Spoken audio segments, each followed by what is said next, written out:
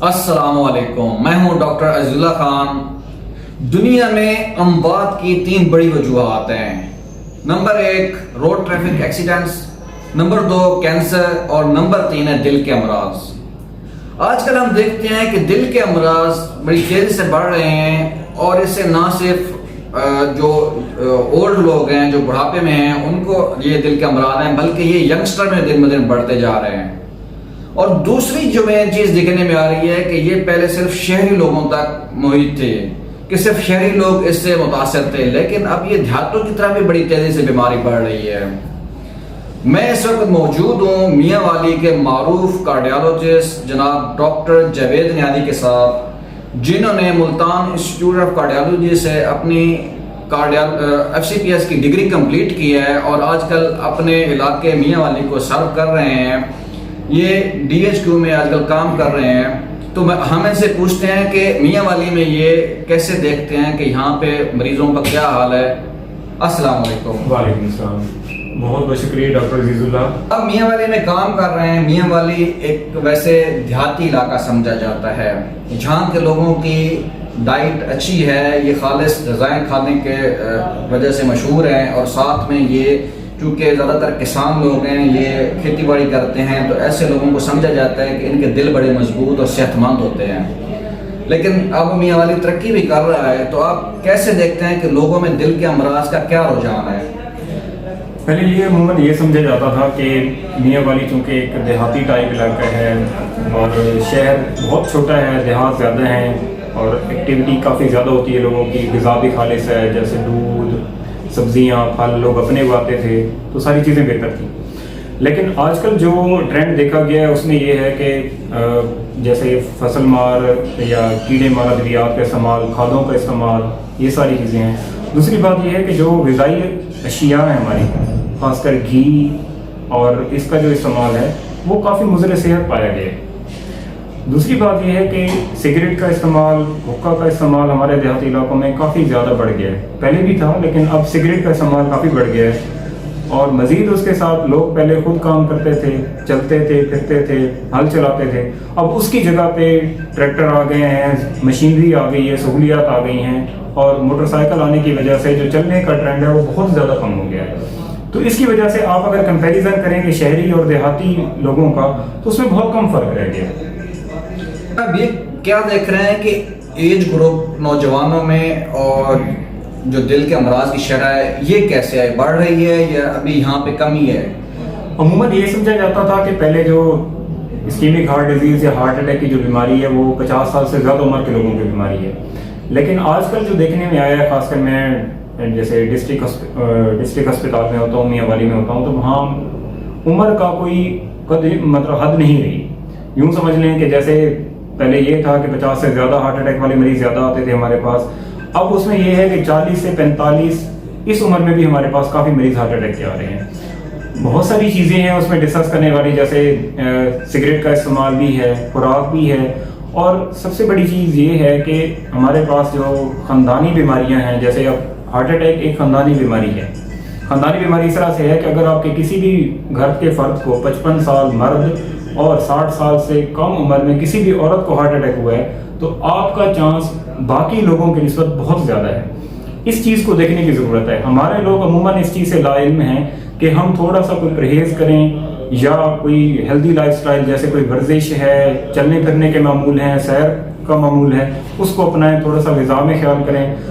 آج کل پہلے عموماً یہاں یہ ٹرینڈ تھا کہ لوگ گھر کے کھانے زیادہ کھاتے تھے، اب یہاں بھی ٹرینڈ ڈفرینٹ ہو گیا ہے، مطلب فاسٹ فوڈ کا ٹرینڈ بھی آ گیا ہے، ہوٹلنگ کا ٹرینڈ بھی زیادہ ہے، تو اس کی وجہ سے بھی چیزیں تھوڑی سی خراب ہو گئی ہیں۔ کہ آپ رسک فیکٹرز کی بات کر رہے ہیں کہ وہ عوامل جو دل کے اٹیک کی طرف لے جاتے ہیں، تو آپ کیا سمجھتے ہیں کہ سب سے موسٹ کامن جو عوامل ہیں، جو ہم رسک فیکٹرز ہیں، وہ کون سے ہیں جو آپ دیکھ رہے ہیں کہ یہاں پہ لوگوں میں زیادہ پائے جاتے ہیں، جو ان کو دل کے مریض بنا دیتے ہیں؟ جی، عموماً جو سب سے پہلا ہے ینگ جنریشن کے، ہم آج جو اکٹھے ہوئے ہیں اسپیشلی، تو وہ اس بات پہ بات کرنے کے لیے اکٹھے ہوئے ہیں کہ لوگوں میں کم عمری میں ہارٹ اٹیک کی وجہ کیا ہے۔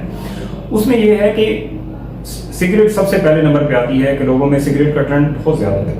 لوگ چین اسموکرز ہیں، ایک دو ڈبیاں دن میں استعمال کر رہے ہیں، اور ساتھ میں کوئی نہ کوئی نشہ بھی لوگ استعمال کر رہے ہیں۔ اوپر سے دوسری بات یہ ہے کہ شوگر کا جو مرض ہے وہ بہت کم عمری میں آتا جا رہا ہے. پہلے عموماً جیسے دل کی بیماری 50 سے زیادہ میں سمجھی جاتی تھی، اسی طرح سے شوگر کا جو مرض ہے وہ بھی یہی سمجھا جاتا تھا. جنرل کانسیپٹ یہی تھا کہ یہ 50 کے بعد آئے گا. لیکن اب اگر آپ دیکھیں 35 40 45 اس عمر میں بھی مریض شوگر کے آ رہے ہیں. اور ہمارے ہاں جو سب سے بڑا مسئلہ یہ ہے کہ ہمارے ہاں صحت پہ جو توجہ ہے، لوگوں کا خرچ کرنے کا جو ٹرینڈ ہے، جو ساری چیزیں ہیں وہ بہت کم ہیں. مطلب جیسے روٹین ٹیسٹنگ ہوتی ہے کہ آپ کو پتہ لگ جائے کہ آپ کو شوگر کا مرض ہے یا نہیں ہے، وہ بہت کم ہے. ہمارے ہاں تھوڑا سا ہمارے ڈاکٹرز کے اینڈ پہ بھی، جو ہیلتھ کیئر پروفیشنلز ہیں ان کے اینڈ پہ بھی یہ مسئلہ ہے کہ ہم لوگوں کو تلقین نہیں کرتے کہ آپ اپنی روٹین ٹیسٹنگ کروائیں. فیکٹرز ہیں اس میں سب سے زیادہ ہم دیکھتے ہیں کہ کولیسٹرول کا بڑا کردار ہے ہارٹ اٹیک میں. تو کولیسٹرول کے بارے میں آپ کا کیا خیال ہے کہ اس میں کب دوائی کا استعمال کرنا چاہیے اور کب یہ ہمارے لیے زیادہ نقصان دہ ثابت ہوتا ہے؟ اس کا کیا لیول ہونا چاہیے؟ اچھا، جو امریکن، کیونکہ جو ہم فالو کرتے ہیں وہ امریکن ہارٹ ایسوسیشن یا امریکن کالج آف کارڈیالوجی کی گائیڈ لائنز ہیں جو ریکمینڈیڈ ہیں، جو پوری دنیا میں فالو کی جاتی ہیں. اس میں یہ ہے کہ آپ جب بھی لپڈ پروفائل کروائیں یا کولیسٹرول کا ٹیسٹ کروائیں تو ایک اسے پورا ٹیسٹ کروائیں. صرف کولیسٹرول نہ کروائیں بلکہ اس کے مختلف اجزاء ہیں، 3-4 اجزاء ہیں، وہ پورے کروائیں.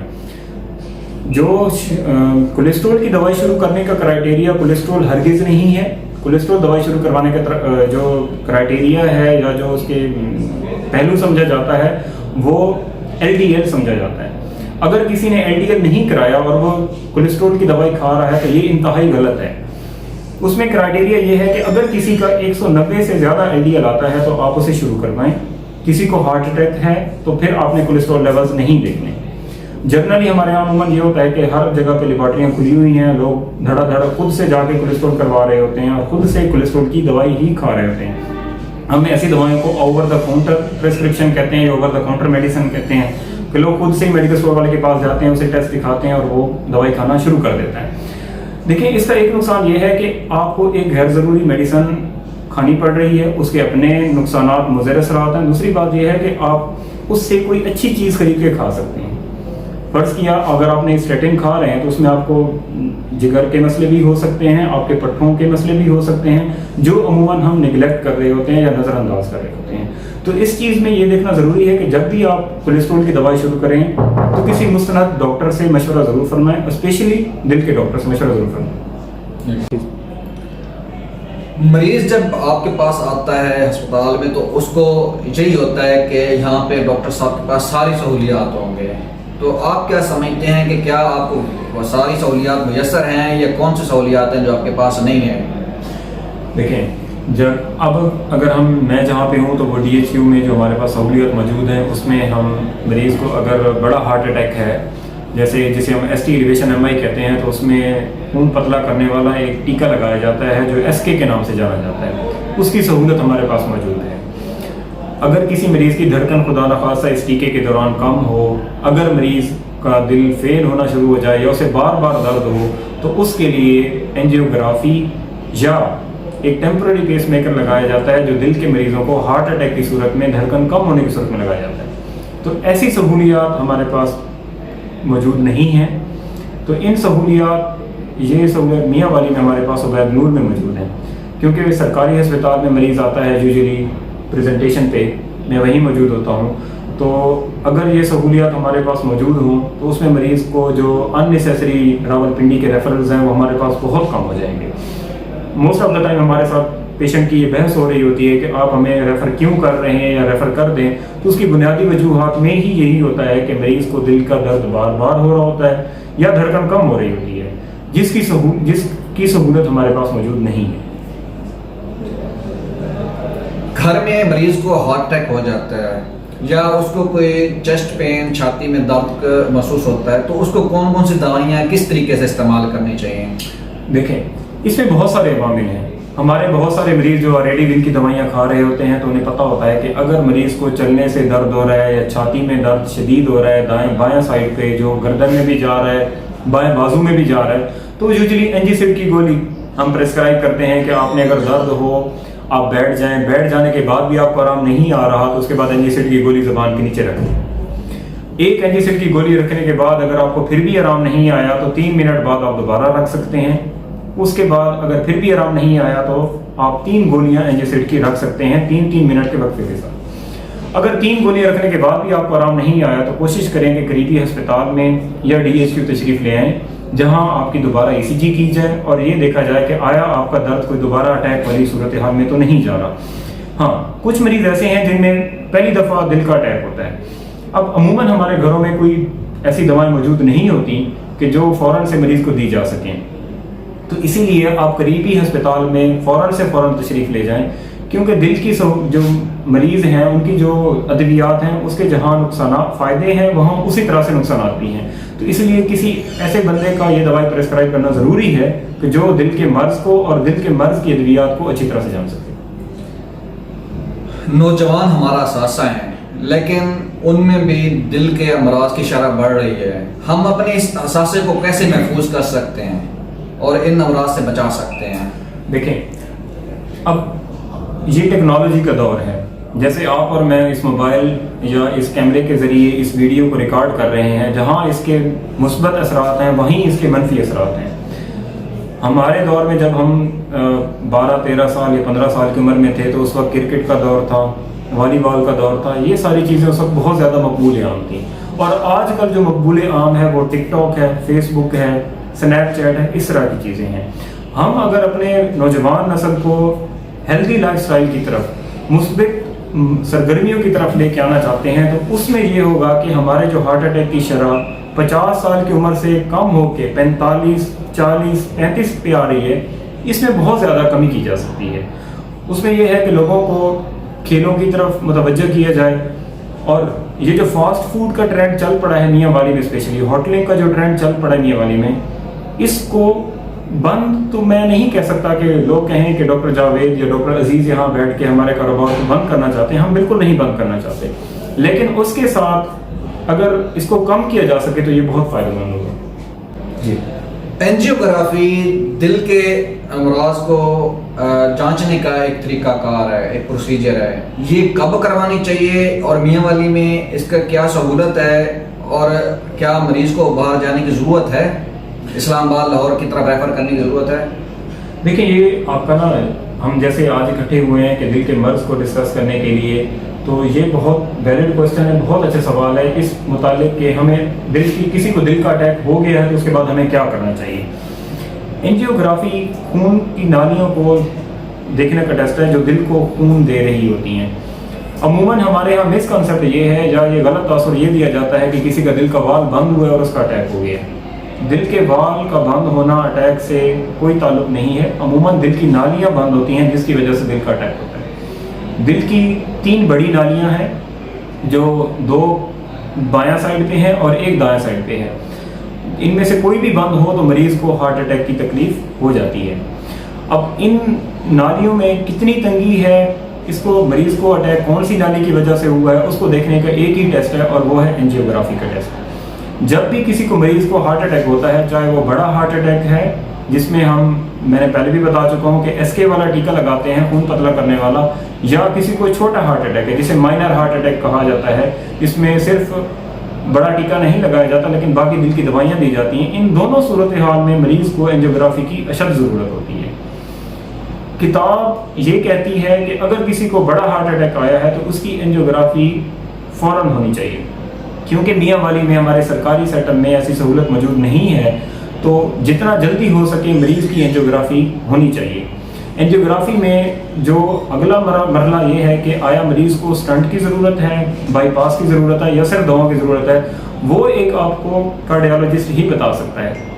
اگر تو نالی کھلی ہے، 50% سے تنگی کم ہے تو ہم عموماً اسٹنٹ نہیں ڈالتے، دواؤں سے گزارا ہو سکتا ہے۔ اگر 70% سے زیادہ بیماری ہے تو اس میں اسٹنٹ ڈالنے کی ضرورت ہوتی ہے، اور اگر تنگی جو ہے وہ بہت ساری جگہوں پہ ہے تو اس میں بائی پاس کی ضرورت مریض کو پڑ سکتی ہے۔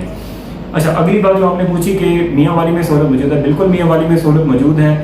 عمران خان نے جو یہ سہولت صحت کارڈ کی سہولت دی تھی تو اس پہ اینجیوگرافی بھی اس میں شامل ہے، اور ہمارے پاس عبید نور ہسپتال میں فریکوینٹلی اینجیوگرافیز، اینجیوپلاسٹیز اور بائی پاس کے آپریشن ہو رہی ہیں۔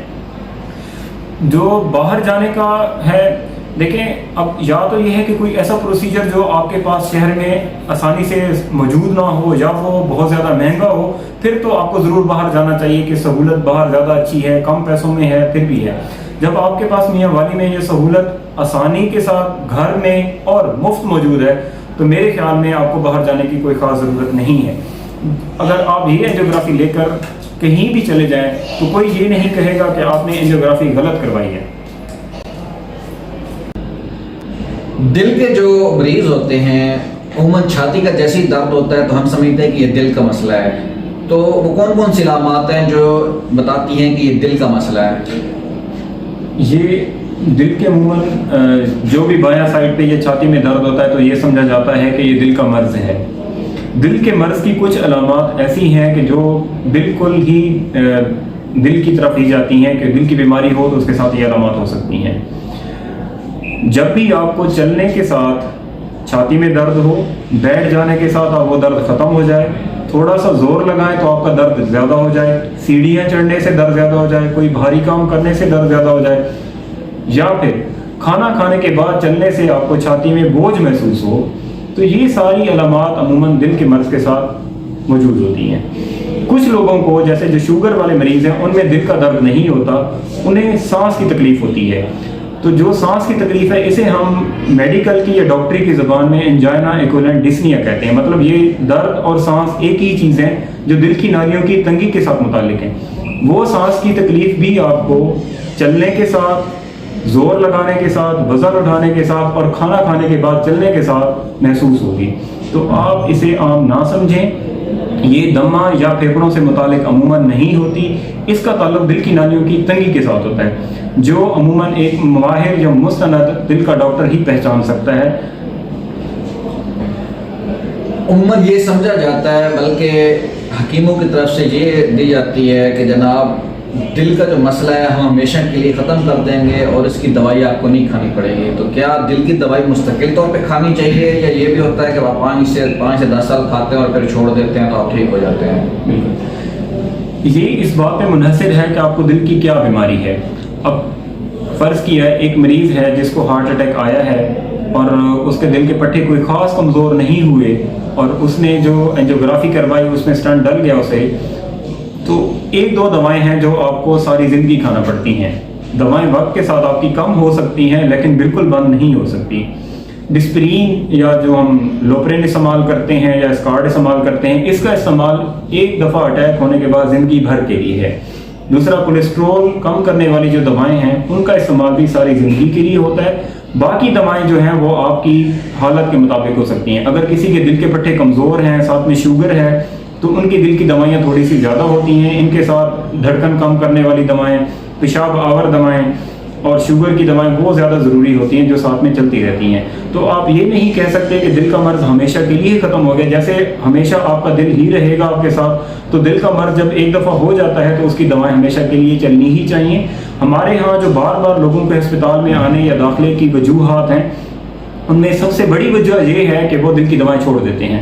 लोग अमूमन स्टंट डलवाने के बाद या बाईपास करवाने के बाद दवाएं छोड़ देते हैं और वो दोबारा पिछली दफ़ा से बड़े हार्ट अटैक के साथ आ जाते हैं। तो लोगों में ये थोड़ी सी शऊर देने की ज़रूरत है कि आप जब भी दवा कोई भी बंद करें, एक दफ़ा आप अपने दिल के डॉक्टर से मुआयना और मशवरा ज़रूर ले लें।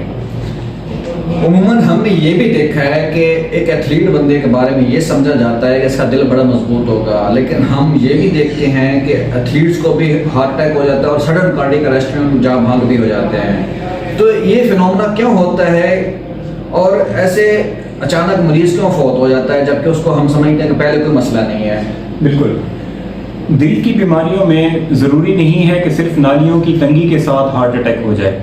बाज़ औक़ात एथलीट्स में कुछ ऐसी बीमारियां होती हैं जो हमारे बहुत ज़्यादा भागने दौड़ने वाले लोग होते हैं कि कहते हैं कि बंदा एक भाग रहा था, अचानक से गिरा, उसे उठाया और उसकी मौत हो गई।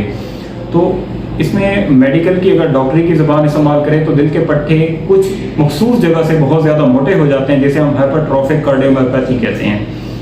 वो अगर आप रूटीन में, हमारे यहाँ जो सबसे बड़ा मसला ये है कि हम खाना खाने पे भी पैसे लगा सकते हैं, सारा कुछ कर सकते हैं, लेकिन हमने कभी वैसे रूटीन में चेकअप का ट्रेंड बिल्कुल भी नहीं है। रूटीन में अगर चेकअप का ट्रेंड हो तो ये बीमारियां आसानी से तशखीस हो सकती हैं। اور ان امراض سے بالکل بچا جا سکتا ہے۔ ایک بندہ جس کو 40-50 سال تک کی عمر میں کوئی دل کا مسئلہ نہیں ہوا اور اس کو علامات بھی کوئی نہیں آ رہے، تو اس کو بھی روٹین چیک اپ کرانا چاہیے، یا وہ کون سی چیز ہے جو اس کو روٹین چیک اپ کی طرف لے جائے گی؟ دیکھیں، ہمارے ہاں یہ ٹرینڈ نہیں ہے، ویسٹ میں یہ بہت اچھا کنسیپٹ ہے کہ جب بھی آپ کوئی جاب کرتے ہیں تو وہ آپ کی ساری بیس لائن اور سارا چیک اپ کرواتے ہیں۔ ہمارے ہاں جو بھی فٹنس سرٹیفکیٹس بنتے ہیں وہ عموماً اس بات سے بہت دور کی بات کی جاتی ہے کہ جس میں چیک اپ ہو، پراپر ٹیسٹ ہوں اور پراپر اسیسمنٹ ہو۔ اب پراپر اسیسمنٹ کا یہ فائدہ ہے کہ اب کوئی ایسی بیماری ہے جو ان نون سی ہے یا اکلٹ بیماری اسے کہا جاتا ہے کہ جس کا عموماً علامات نہیں ہیں لیکن وہ یکدم سے ظاہر ہوتی ہے۔ جیسے آپ نے پہلے مجھ سے بات کی کہ ایک بندہ بھاگ دوڑنے والا بندہ ہے اور اس کی اچانک سے موت واقع ہو جاتی ہے، تو اس جو روٹین چیک اپ ہے، جیسے آپ بے شک 5 ایئر میں یا 10 ایئر میں ایک دفعہ اپنی ساری بیس لائن ایک دفعہ اپنا ڈاکٹر سے معائنہ مکمل کروا لیں۔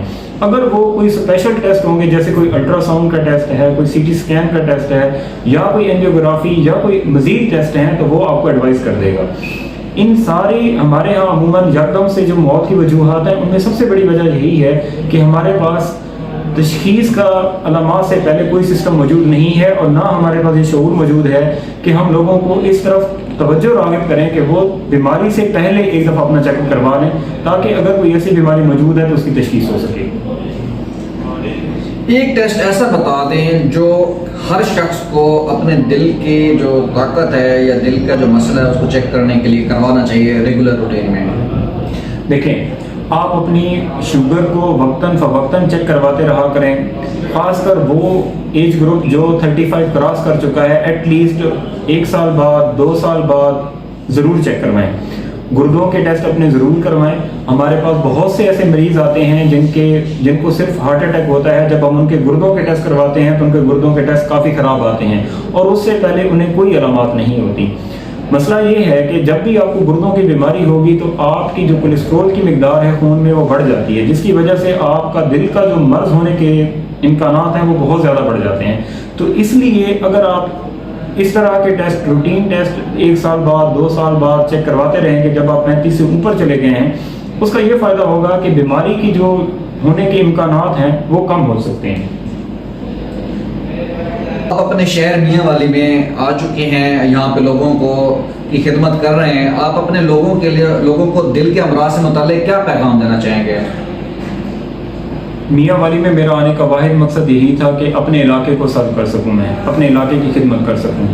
ہمارے پاس بہت زیادہ ٹرینڈ یہ ہے کہ لوگ FCPS کرنے کے بعد یوزلی لاہور، راولپنڈی یا ملتان ایسے بڑے بڑے شہروں اور بڑے بڑے ہسپتالوں کا رخ کرتے ہیں، جہاں آگے ان کی ترقی کے امکانات یا ان کے آگے مزید پڑھنے کے امکانات زیادہ ہوتے ہیں۔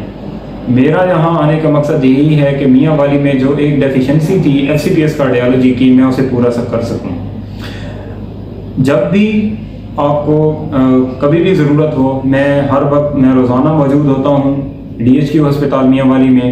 آپ مجھ سے مشورہ بھی کر سکتے ہیں، رابطہ بھی کر سکتے ہیں، اور کوئی بھی مریض ہو تو آپ مجھے آ کے آسانی سے چیک کروا سکتے ہیں۔ دوسری بات یہ ہے کہ میرا جو میسج ہے وہ یہ ہے کہ آپ بے شک مراغن غذائیں کھائیں، ہوٹلنگ کریں، سارا کچھ کریں، لیکن اس کے ساتھ سیر کو اپنا معمول بنائیں، اور ایک دفعہ ایٹ لیسٹ 35 کے بعد روٹین چیک اپ ضرور کروائیں، اپنے روٹین کے ٹیسٹ کروائیں۔ اس پہ کوئی زیادہ پیسے نہیں لگتے، یہ آپ کے گھر والوں کے لیے بہتری کے لیے بہت زیادہ ضروری ہے۔